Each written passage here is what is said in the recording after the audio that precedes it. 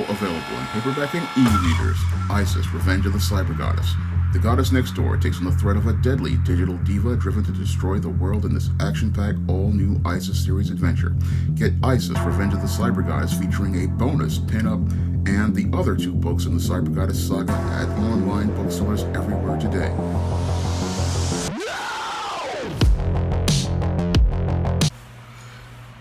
People like Jada Pinkett Smith are extremely dangerous to the black community. And the reason why someone like Jada Pinkett Smith is extremely dangerous to the black community is because they are detached from the black community, but then they want to speak on black issues. And because they live far away from the black community inside of their gated suburban homes, they want to sit here and talk about issues that they know absolutely nothing about.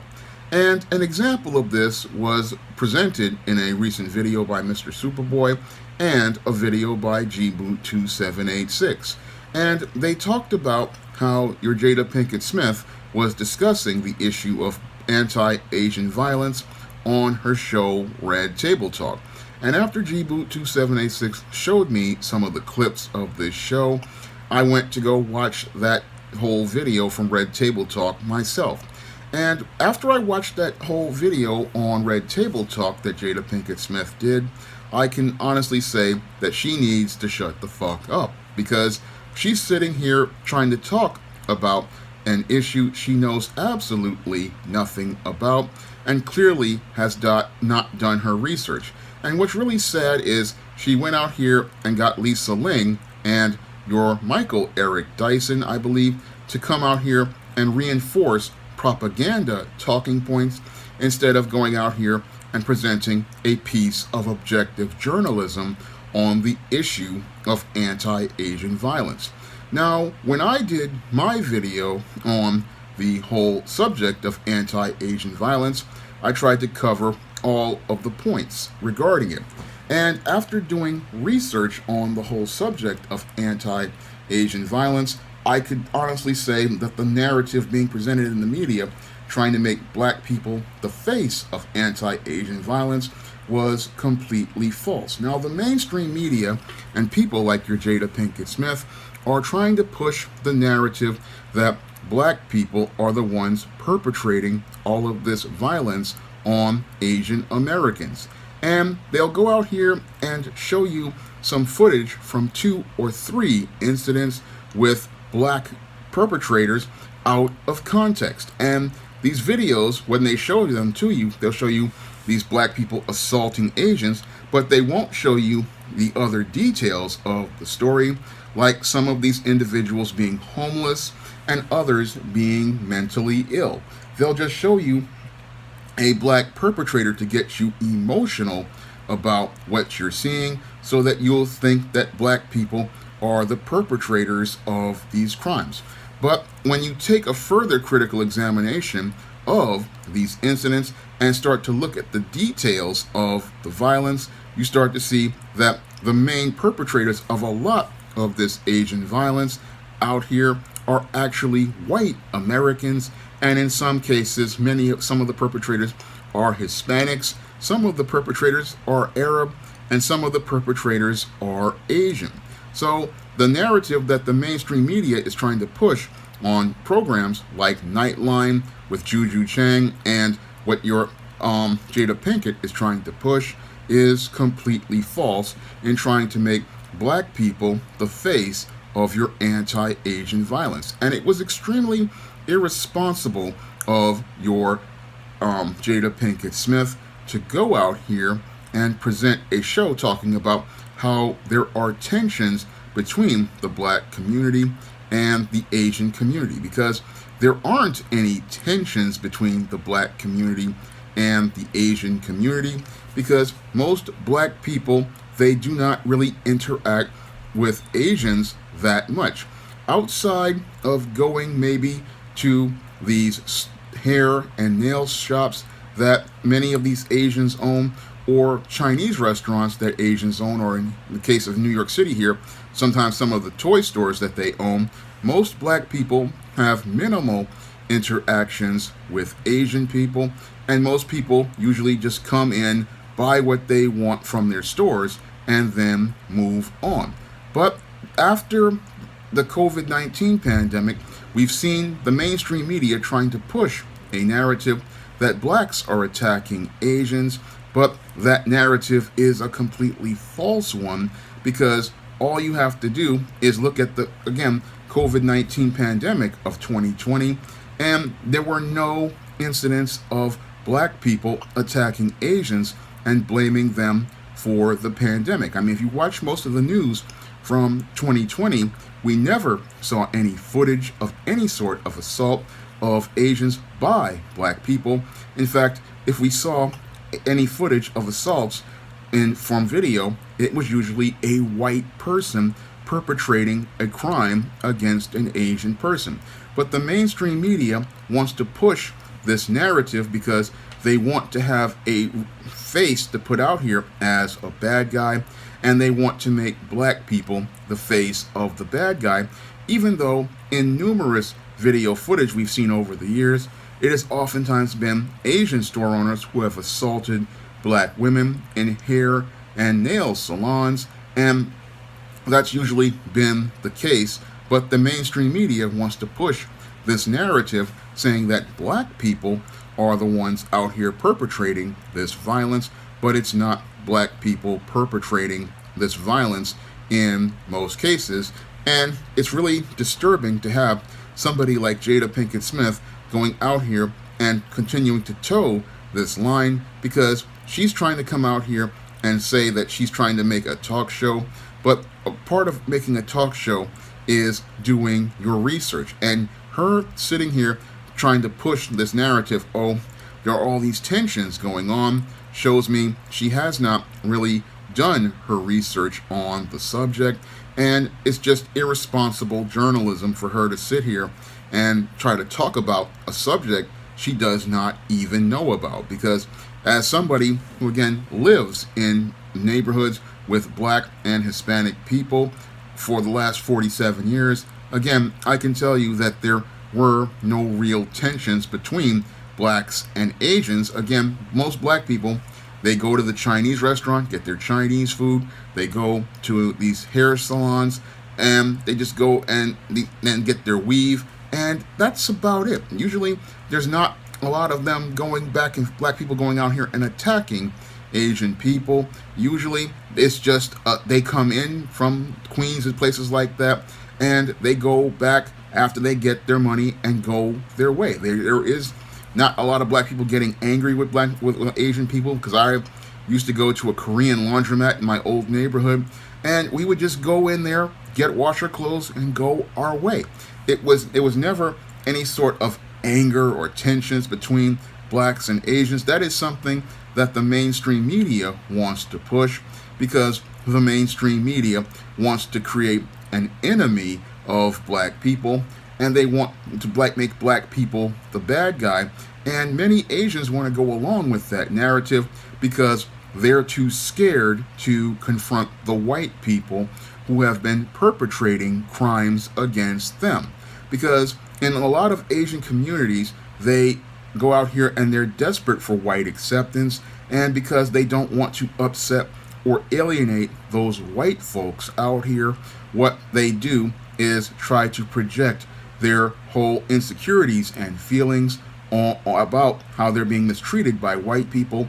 onto black people. So instead of them confronting that white man they have issues with because they fear losing face, what they do is use the black person as a scapegoat so that they can have somebody to go out here and blame for all of the wrongdoing that white people have been doing to them. Because in most of these cases, as if you look at the video, you'll see that the perpetrators of most of the anti-Asian violence are whites, Hispanics, and even other Asians. And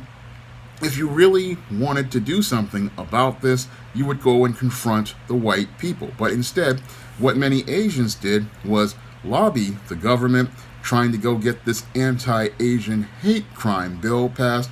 But I have to ask a critical question. How many whites are going to be prosecuted through this anti-Asian hate bill, because we know that many Asians don't want to upset white people, nor do they want to lose face in front of white people. That's why I asked that critical question, because a lot of, again, Asians will go out here and say that they want to stop this anti-Asian violence, but will you confront those white people who are the main perpetrators of this violence and hold them accountable? Or are you just going to sit there and make black people the scapegoat and put black people unjustly in prison with a law which is basically Crime Bill 2.0, designed to be targeted at black people? Because when I look at that whole anti-Asian bill, which was practically passed at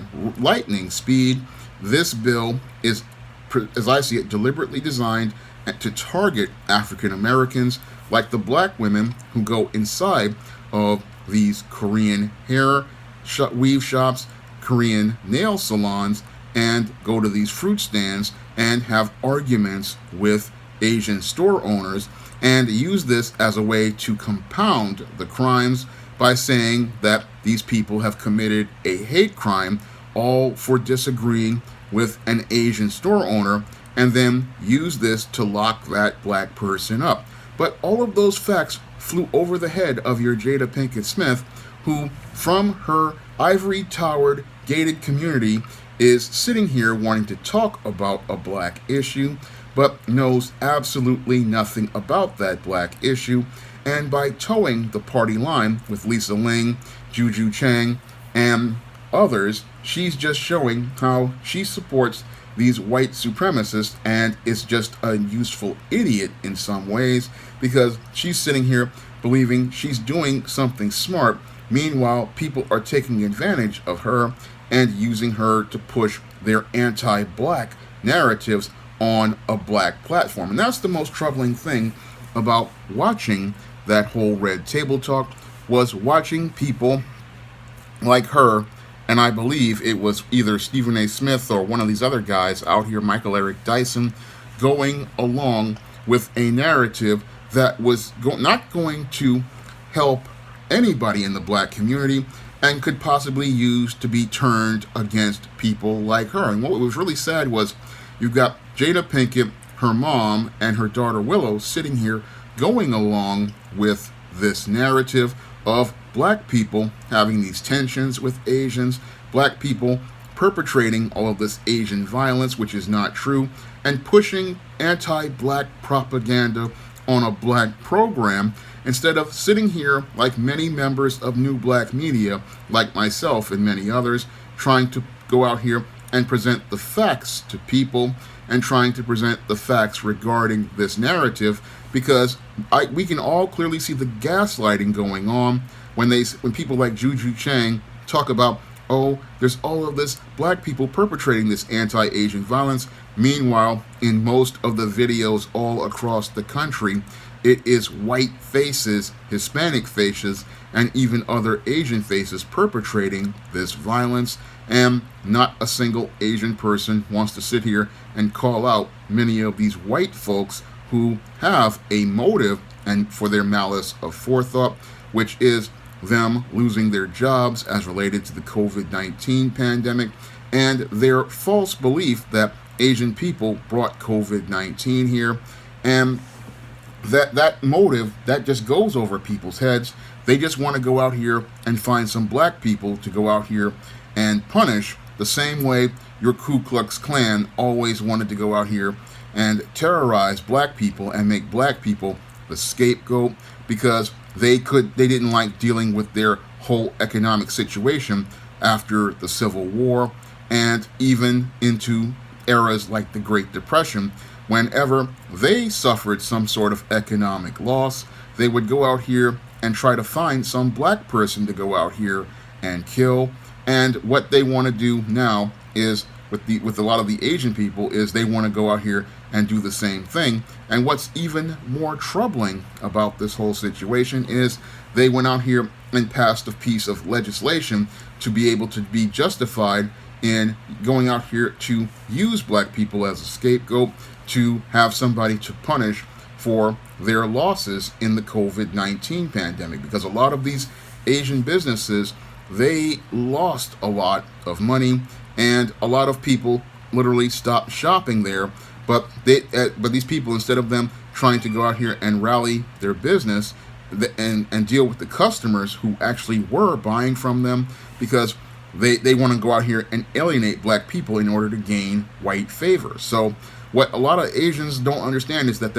anti-Asian hate bill that they presented, it may wind up backfiring on them, because while you go out here and prosecute and punish black women for having a disagreement with you in your nail salon or your weave shop or your fruit stand, what you might just do is alienate your best customers, and those best customers may not come back to your store because some might be in jail and others may not even think about wanting to come to your store because they fear they'll be prosecuted for a crime, all for disagreeing with you. So many of these people who push the anti-Asian bill, they don't understand that yes, in the short term you may say your feelings about your insecurities about white people attacking you, but then you may wind up losing your best customer base because it was the black people who were out here buying your products from your business, and it was black people who were the ones who helped propel you to the middle class that you just are taking for granted. I mean, if you go out here and continue to attack black people and make us the face of this so-called anti-Asian narrative, then black people will just take their dollars elsewhere, and this may wind up again blowing up in their face, because a lot of Asians are upset that they're not making the money that they used to. But they don't understand, again, you built your business in black communities, and it's the black dollar that allows you to live that middle class lifestyle at black people's expense. And you're sitting here getting mad at black people when you have a real grievance with the white man, but you don't want to go out here and go after him because you fear you'll alienate him and you fear you'll lose face in front of him. And this is what many Asians don't want to talk about, and this is what Jada Pinkett Smith didn't want to talk about, because she, again, is detached from the black community. She is detached from the issues, and this is why she should not be speaking on her platform about black issues, because she's sitting here talking about something she knows absolutely nothing about, and irresponsibly pushing narratives that continue to escalate tensions where there are no tensions at all. I mean, most black people, again, they don't go out here looking for trouble because we already know we have a target on our backs, and because we know we have a target on our backs, we don't go into, establishments looking for trouble, nor do we go out here randomly assaulting people. And in many of that footage, again, they take it out of context to push narratives about black people, and they go out here, they take it like in the case of here in New York, they had the picture of the guy outside of the building with the doorman. They tried to make it look like, oh, it was this big black brute beating up on this old Asian lady, when in actuality, this was a homeless convicted felon who had been wandering the streets, and he was just mentally ill. And in another case where there were other incidents, there were other mentally ill individuals. But the mainstream media will make you think, oh, it's these black brutes terrorizing people, because a lot of these news media outlets, they want to get ratings, and the easiest way to get ratings with whites is to show them a picture of a big black brute, and that big black brute is something that mesmerizes them in order to watch, because they want to see. That's the type of things that they want to see. And that, again, this is all things that Jada Pinkett Smith really didn't want to talk about in her Red Table Talk. And that Red Table Talk is something that is going to make a lot of trouble for a lot of black people, because instead of trying to educate and inform black people through an objective piece of journalism, she continued to irresponsibly perpetrate a propaganda that pushed a white supremacist anti-black narrative, and that's what she pushed and promoted on Red Table Talk. And as I see it, that's an irresponsible piece of journalism, and that's why your Jada Pinkett Smith needs to stay in her acting lane and stop trying to act on the behalf of black people. She has not been around in over a couple of decades, because the dysfunction we see with her is, again, that detachment from the reality of black people. And we can see that with her mother and her daughter. They have been living isolated and far away from black people, black culture, and the black experience, and they see black people through the same white supremacist eyes that many in the suburbs see. Because for her to sit there and say things like she did in that Red Table Talk, that pure piece of white supremacist propaganda, that again was one of the most irresponsible, reckless, and egregious pieces, because this is pushing a narrative that is dangerous to the average everyday brother and sister out here. Because laws like that anti-Asian law, that law is specifically designed to target black people, because we know that in most cases there aren't going to be many white people out here getting charged with hate crimes, because most of these Asians aren't going to really go after those white people, because many Asians don't want to lose face in front of white people. But we'll see in the future where it goes with this anti-Asian hate law, because I'm wondering, again, how many white folks are going to be charged with the hate crime, and how many white folks are going to be convicted with a hate crime against Asians in a white supremacist country, and where we've seen in many cases, like Professor Black Truth has presented, how there's been numerous anti-Asian acts of violence, but in many cases no charges filed. I look at the big picture of things, and again, when I look at Black Hollywood as related to what Jada Pinkett Smith has done, it shows me how completely sold out your Black Hollywood is, because your Black Hollywood clearly shows us that they are not about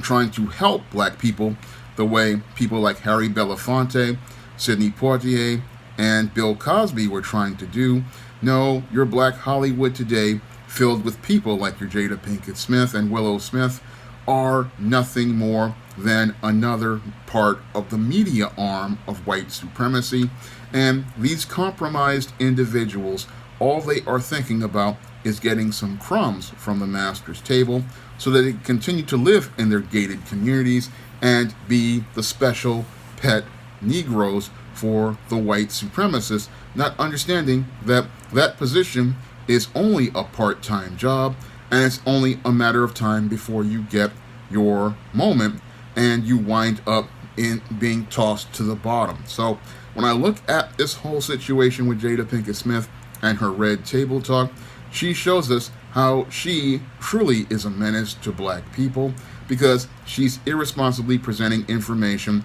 that does not objectively present us the facts as related to what's going on, and instead she toes the white supremacist narrative, and that white supremacist narrative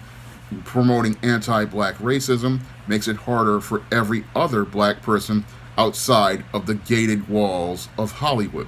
Now, this video is not being monetized, so if you could donate to the Cash App by clicking the links in the description box, it would be greatly appreciated. And if you could head over to Amazon.com and pick up some of my positive black fiction, like the ISIS series, the East series, the John Haynes series, and the books of the Spinsterella trilogy, that would also be greatly appreciated as well. That's all I have to say for this video. You can comment, rate, and subscribe. Now available in paperback and e-readers, John Haynes, Taking Care of Business. The man who rules the world breaks in a brand new partner to help him take care of business in this action-packed, all-new John Haynes series adventure. Get John Haynes, Taking Care of Business at paperback and e-readers at online booksellers everywhere.